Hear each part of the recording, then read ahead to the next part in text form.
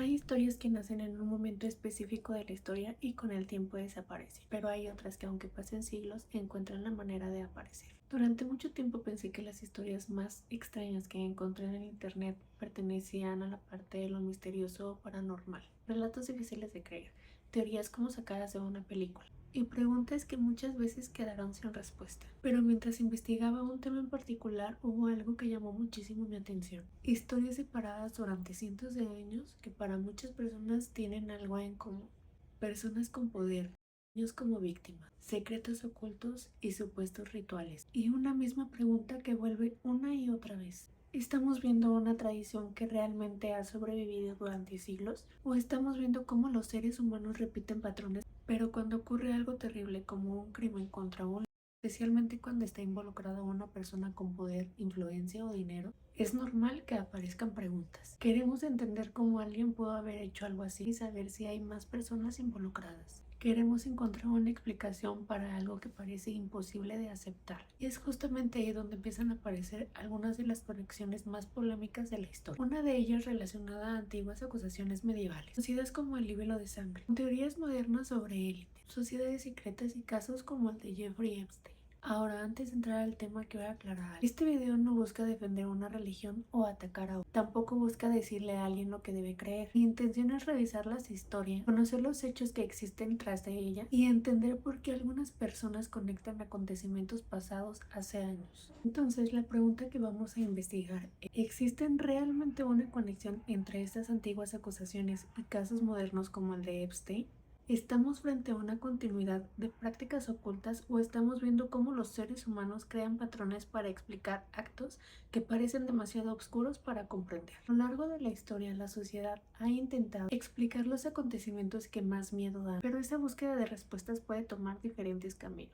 A veces lleva a encontrar responsables reales y otras veces puede mezclarse con rumores, conflictos, miedos sociales. Eso mismo fue lo que ocurrió en Europa en la Edad Media. En esa época la religión tenía un papel importante en la vida de las personas. La forma de entender al mundo estaba increíblemente relacionado con la religión. Las enfermedades, las tragedias y los crímenes muchas veces eran interpretados desde una manera espiritual. Además, existían fuertes tensiones entre diferentes grupos religiosos y sociales. Dentro de este contexto empezaron a aparecer historias sobre personas judías que asesinaban a niños cristianos en rituales. Estas acusaciones fueron conocidas como libelo de sangre. La idea era que algunos judíos ocupaban la sangre de estos niños cristianos en ceremonias religiosas. Durante siglos estas historias circularon por Europa, pero para entender por qué llegaron a ser tan poderosas, tenemos que conocer algunos de los casos que le dieron forma.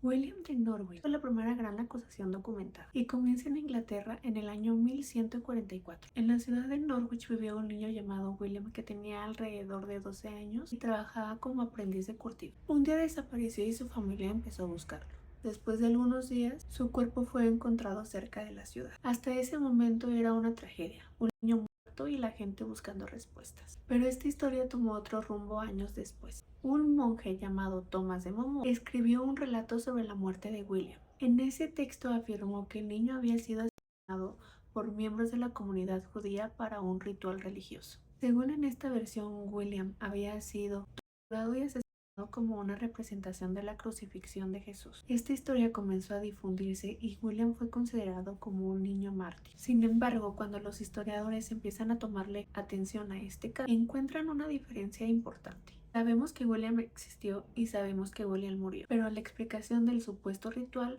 apareció años después y tampoco hay pruebas que lo confirmen. Aún así, esta historia se convirtió en un modelo que seguía apareciendo durante los siguientes años. Una víctima infantil, una muerte rodeada de pruebas, una acusación contra un grupo específico y una explicación que intentaba responder a aquello que la sociedad no podía comprender.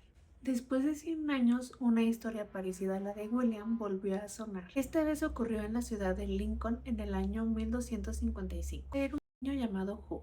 Según el relato de la época, Hugh desapareció y días después fue encontrado en un pozo que estaba cerca de una vivienda relacionada con un hombre judío llamado Cop. El hallazgo provocó sospechas en la comunidad judía. Copin fue acusado de asesinato Él confesó durante las interrogaciones. Pero aquí aparece uno de los elementos más importantes para poder entender este caso. En esa época la tortura era utilizada en algunos procesos judiciales para obtener confesiones. Por eso los historiadores actuales consideran que esas declaraciones deben analizarse dentro del contexto que fueron obtenidas. Después de todo, Copin fue ejecutado, pero el caso no terminó ahí. La acusación creció y llegó hasta el rey Enrique III. Varias personas judías fueron arrestadas, muchas otras fueron ejecutadas. Con el tiempo, la historia de Hugh fue adquiriendo conocimientos religiosos. El lista Matthew Paris escribió una versión donde describía la muerte del niño como un supuesto ritual que imitaba la crucifixión de Cristo. Durante siglos, Hugh fue venerado por algunas personas como un niño mártir. Cuando se revisa el caso desde una perspectiva histórica, aparece la misma diferencia. La existencia de un niño que murió está documentada. La interpretación de cómo ocurrió su muerte es la parte que ha sido cuestionada. Y así es como casi 220 años después de la historia de William de Norwich, una acusación similar apareció en la ciudad de Trento, ubicada en la actual Italia. Era el año de 1475 y un niño llamado Simón desapareció. Él tenía alrededor de 2 años y medio. Su desaparición ocurrió unos días antes de Pascua, que es una celebración importante para la religión cristiana. Después de una búsqueda, su cuerpo fue encontrado cerca a una vivienda judía. La comunidad judía de Trento fue señalada y varios judíos fueron arrestados. Durante el proceso aparecieron confesiones que trataban sobre un supuesto ritual. Sin embargo, al igual que en otros casos de la época, los interrogatorios estuvieron llenos de tortura. El caso tuvo un impacto enorme porque fue impulsado por Johannes Hindenburg, príncipe obispo de Trento. Se difundieron relatos sobre Simón como un niño mártir. Su historia comenzó a circular por Europa y durante siglos algunas personas lo veneraron como santo. Pero con el tiempo la investigación histórica encontró que aunque existió un niño llamado Simón y hubo un proceso judicial, no existen pruebas independientes que confirmen la existencia de un asesinato o ritual. En 1965 la Iglesia Católica retiró oficialmente la celebración litúrgica de Simón Trento. Es donde aparece otro caso importante en la ciudad de Tirol. La historia habla de un niño llamado Ander. Según la tradición de 1462, el niño habría sido utilizado en un ritual por miembros de la comunidad judía. El relato decía que el cuerpo del niño fue encontrado en una piedra, que después se convirtió en un lugar que fue venerado llamado Jodestein. Durante siglos esta historia permaneció dentro de la tradición religiosa local. Fueron relatos sobre el niño y muchas personas aceptaban esta historia. De nuevo, cuando los historiadores revisaron el caso, encontraron varios problemas. Los relatos principales aparecieron tiempo después del supuesto ritual. No existen pruebas de que ocurrió el asesinato o ritual como tal. Parte de la historia pertenece al terreno de la tradición y la religión, más de la evidencia histórica. A finales del siglo XV apareció otro caso conocido en España, esta vez en la Guardia Toledo. La diferencia entre otros casos es que aquí nunca apareció un cuerpo. La historia habla de un niño que había sido secuestrado y matado en un ritual por judíos. Según la acusación, el objeto había sido el niño para causar daño a la comunidad cristiana. Igual varias personas fueron acusadas y condenadas. Sin embargo, cuando el caso es revisado actualmente, aparecen muchas inconsistencias. No existe evidencia clara de que el niño haya existido, no existe un cuerpo, y gran parte del relato ocurre en un proceso de España donde había fuertes tensiones religiosas. Por eso muchos historiadores consideran que el contexto político y social de la época es fundamental para entender cómo esta acusación pudo tomar tanta fuerza.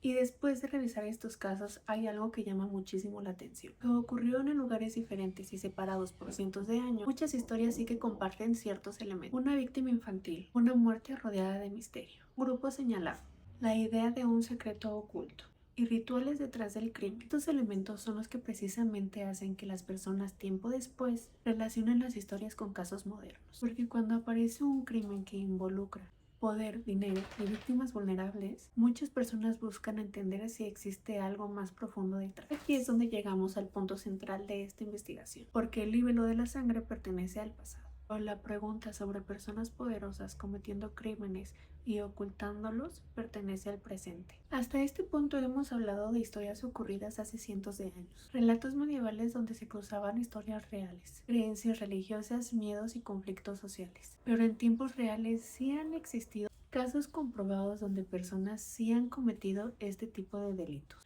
Epstein es un financiero estadounidense que durante años se movió dentro de círculos de personas influyentes. En el 2008 llegó a un acuerdo judicial en Florida después de ser relacionado con delitos de explotación sexual a menores. En 2019 fue nuevamente arrestado por cargos federales relacionados con el tráfico sexual de menores. El caso generó una enorme atención porque mostraba algo que muchas personas consideraban difícil de aceptar. La investigación reveló testimonios de sobrevivientes, acusaciones graves y preguntas como quiénes conocían a sus víctimas. ¿Cómo pudo mantenerse protegido durante tantos años, durante a lo largo de la historia? Algunas comparan el caso de Epstein con historias antiguas, historias sobre grupos secretos que dañaban niños, otras relacionadas sobre élites y sociedades ocultas, y algunas incluso intentan conectarlo con el antiguo libelo de sangre. La conexión suele basarse en una idea, y es que a través del tiempo existe este mismo patrón. Personas con poder utilizando su posición para ocultar actos terribles a personas vulnerables. Es que la idea del abuso de poder no depende de una época específica. La historia tiene ejemplo de gobernantes, líderes, instituciones y personas influyentes que han utilizado su posición para cometer abusos o proteger a otros. Por eso es que este caso de Epstein no lo interpreta solamente como un crimen individual. Algunas personas consideran que estas conexiones aparecen porque los seres humanos buscan patrones cuando enfrentan situaciones extremas. Cuando algo parece demasiado terrible para ser simplemente la acción de una persona, existe una tendencia a buscar una explicación a algo más grande, una estructura, una organización o algo detrás. Y aquí llegamos a una de las preguntas más complicadas. Si dos historias tienen elementos parecidos, ¿significa que están conectadas? Pues no necesariamente. Existen patrones que se repiten porque ciertos problemas humanos también se repiten. El abuso de poder, la corrupción, la violencia contra personas vulnerables, el encubrimiento, no son fenómenos exclusivos de una época. Han aparecido en diferentes culturas y contextos. Por eso encontrar similitudes puede ser el inicio de una investigación. Pero la similitud por sí sola no demuestra ninguna conexión. La pregunta importante termina siendo: ¿qué sabemos realmente? ¿Qué parte pertenece a la interpretación de cada persona? Yo no hago este video desde la defensa de una religión o el ataque a otra. No soy una persona que crea que un grupo específico tiene el monopolio del bien o del mal. De hecho, mi postura personal es que las religiones organizadas, los sistemas creados alrededor de ellas y las instituciones que las representan han tenido a lo largo de la historia momentos muy oscuros. Han existido personas que han utilizado la religión para cometer actos terribles. Mi intención es preguntarnos qué hay detrás de esa necesidad humana de encontrar explicaciones cuando enfrentamos algo que parece demasiado oscuro para aceptar. Y es que cuando hablamos de crímenes cometidos por personas que están dentro de círculos, quizá al final no es entender si estas historias están conectadas una con otra. ¿Por qué algunas historias nunca desaparecen? ¿Por qué ciertos relatos regresan una y otra vez? A veces encontramos respuestas reales, a veces encontramos teorías, encontramos historias que han viajado durante siglos cambiando de forma. Pero lo más importante no es solamente decidir qué creer, es aprender a mirar estas historias con curiosidad, pero también con criterio. Porque investigar no significa aceptar todo, y cuestionar tampoco significa negar todo. Significa tener la voluntad de buscar la verdad, incluso cuando la respuesta no es sencilla. Yo soy Sof Trujano y esto es Universo.